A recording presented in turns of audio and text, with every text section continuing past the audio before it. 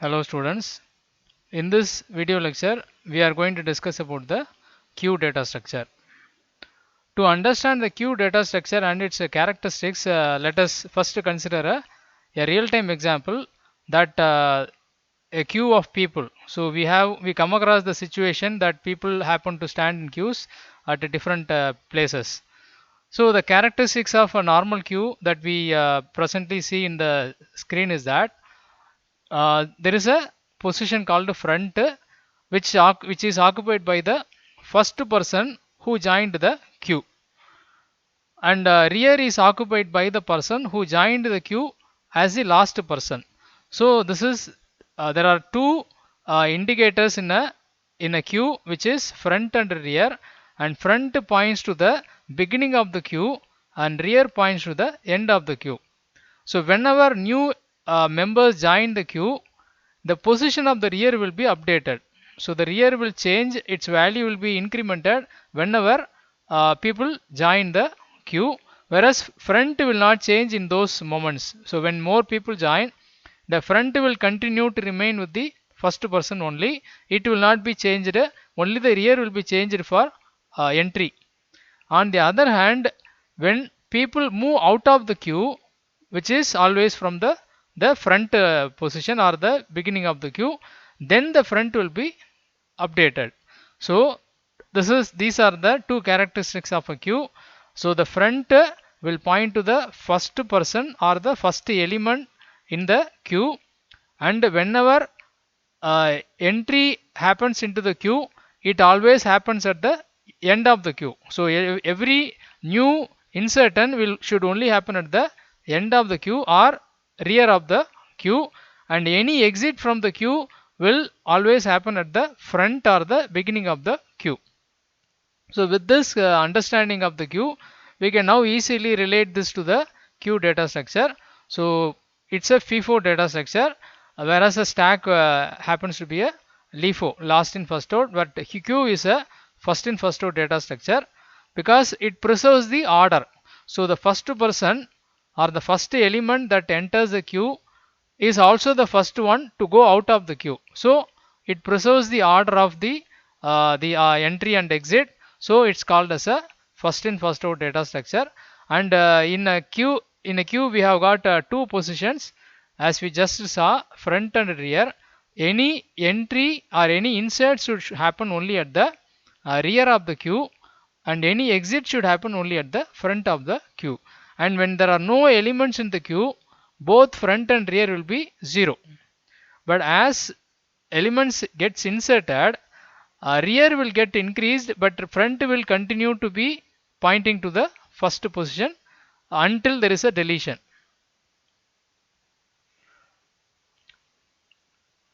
So that's why we are calling it as a FIFO, and the queue has a wide range of applications in computer science. For example, every scheduling algorithm is making use of queue. So whether it's CPU scheduling or disk scheduling, so lot of situations are there where some kind of scheduling has to be there.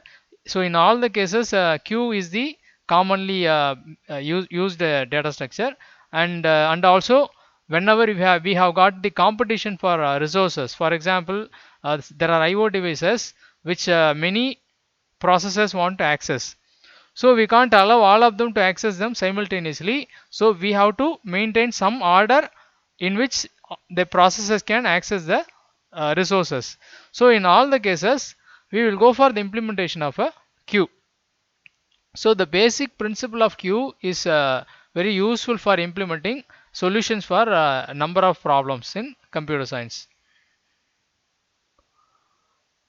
Now when it comes to the implementation of a queue using the linked list, we can treat each person of a queue as a node. So from the linked list point of view, every person is going to be treated as a node, and the first node is called as the front node, and the last node will be called as the rear node. So when we want to insert into this linked list, we will only allow insertion at the rear. So we can modify the linked list program which I presented at the beginning uh, in such a way that you should restrict the insert function, that only insert at the end should be allowed. That means that from that program you have to remove the code that allows you to insert at the beginning and the middle. So what will be left is a queue insert program which will only allow insertion at the end of the queue. And similarly, we can easily update the delete function of the linked list such that insertion only happens at the beginning of the linked list, never at the middle or at the end. So we don't need to completely write a new linked list program for the queue implementation. We can easily modify the linked list program to make it into a queue program. Now the operations of the queue, the major operations are insert and delete. So we can add a new element or we can delete an existing element, and as we had already seen that they have to happen only at front and rear. So it cannot we can't arbitrarily insert values anywhere into the queue or remove any element from the queue. It should be restricted to only the front and the rear. Comparing the stack, we have got various points here. So when it comes to stack, it is a LIFO, so last in first out, whereas queue is a first in first out data structure, and in stack there is just one indicator or one index to keep track of, which is the top. So we just need to use a variable called the top, and it has to always be updated with the value which is the current top, or in other words, in a stack the top is equivalent to the rear, because it is always pointing to the last element. So a top is equivalent to a rear, but there is no front in the stack. Whereas in a queue we both have front and rear, and we allow insertion at the rear and deletion at the front. In stack we have two operations, push and pop.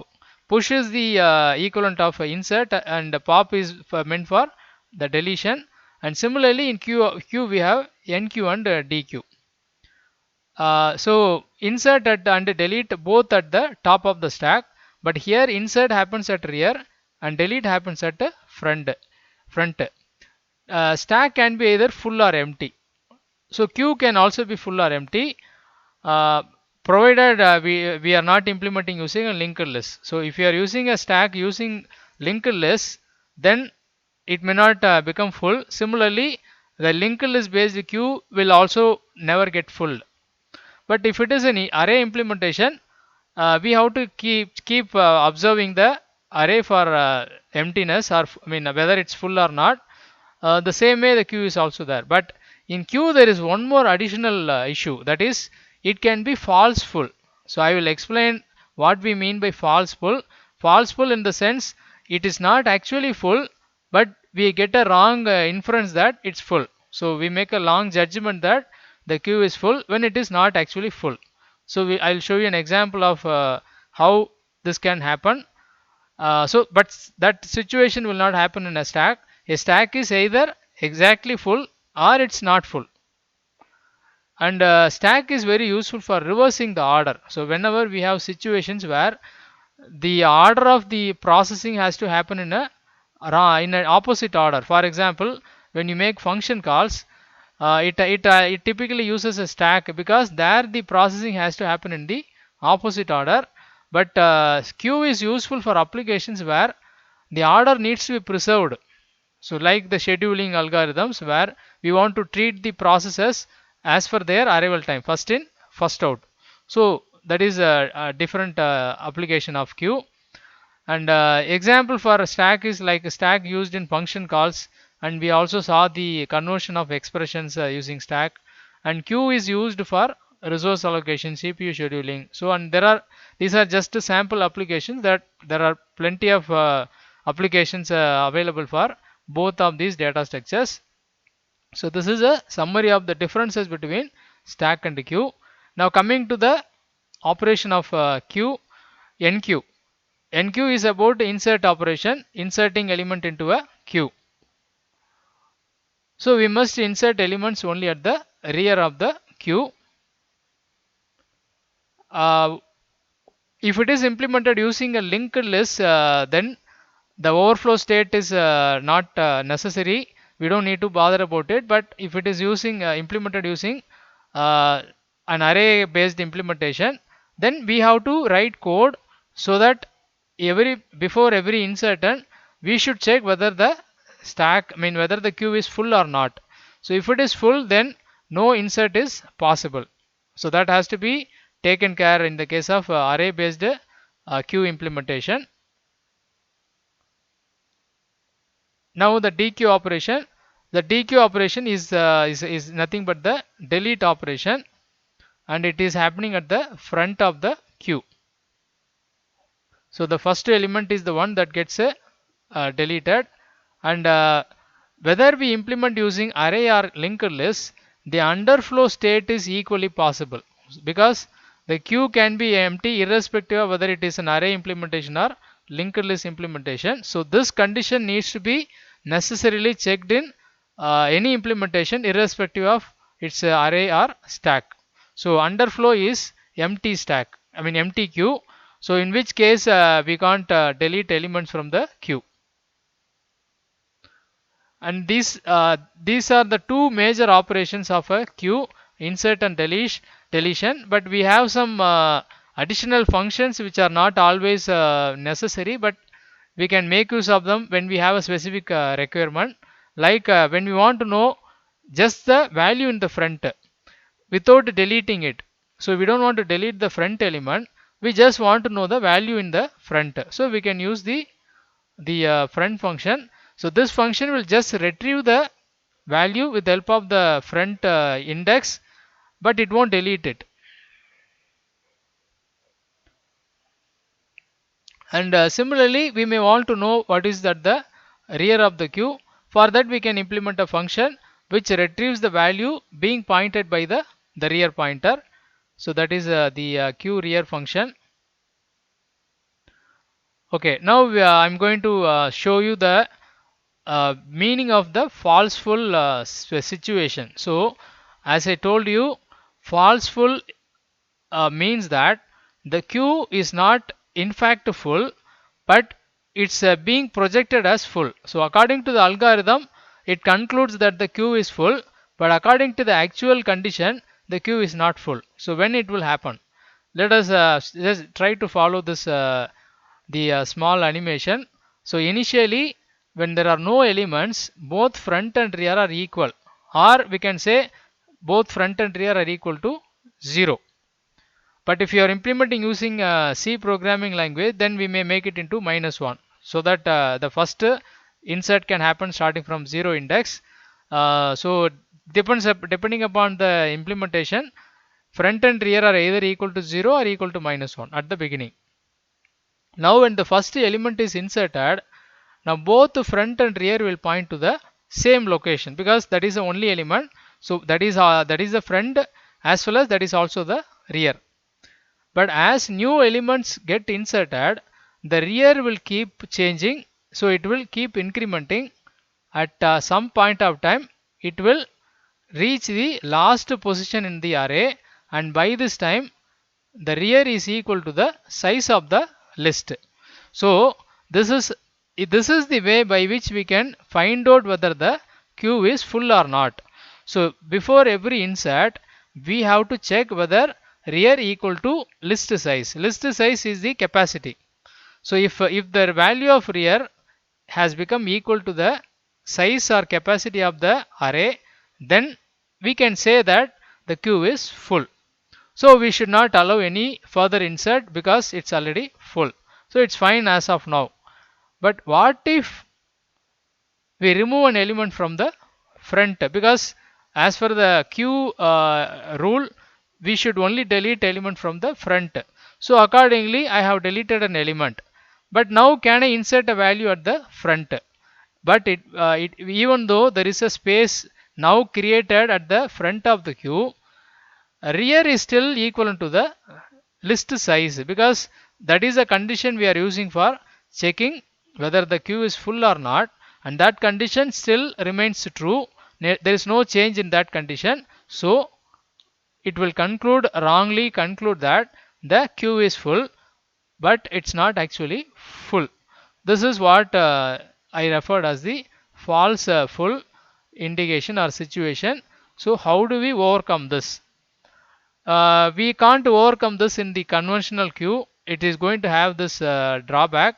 So in order to avoid this, we have a implementation called a circular queue, and whenever we say queue implementation, it's typically circular queue implementation that's generally implemented. So what happens in a circular queue is that the rear will be changed to the front of the first position of the queue.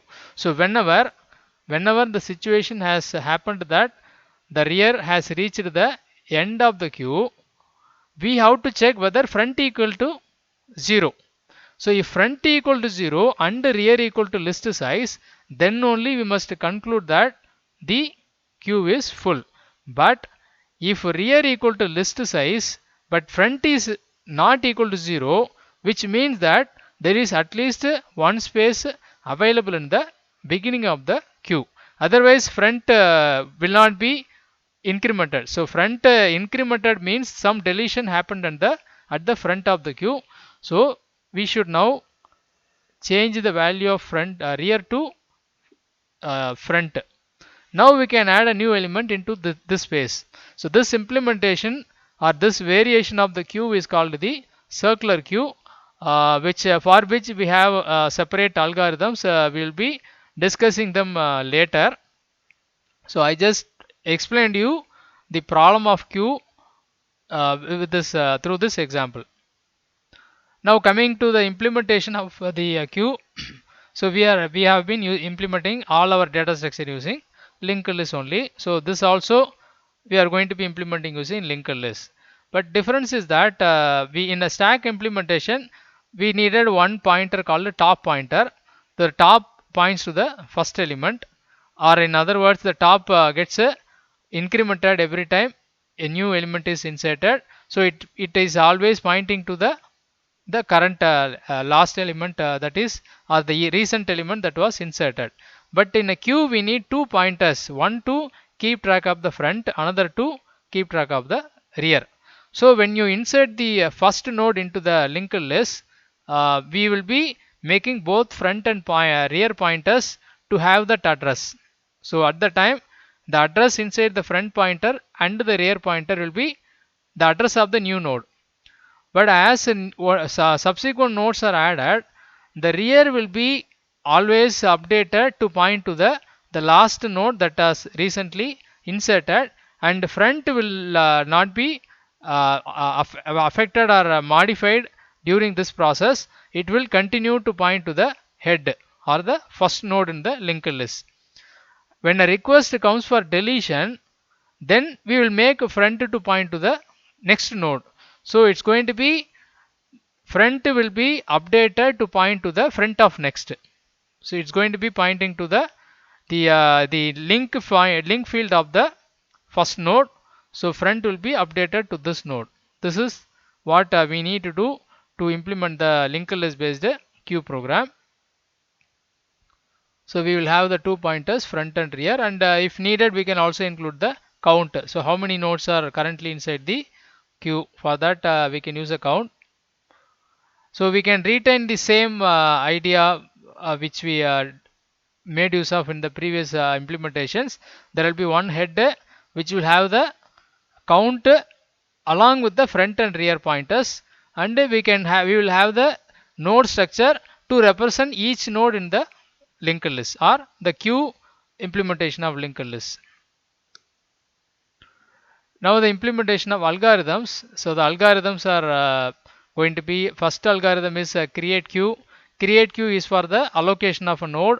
So we will be creating a new node before it gets inserted, and we can also initialize both front and rear to be null when there are no nodes in the queue.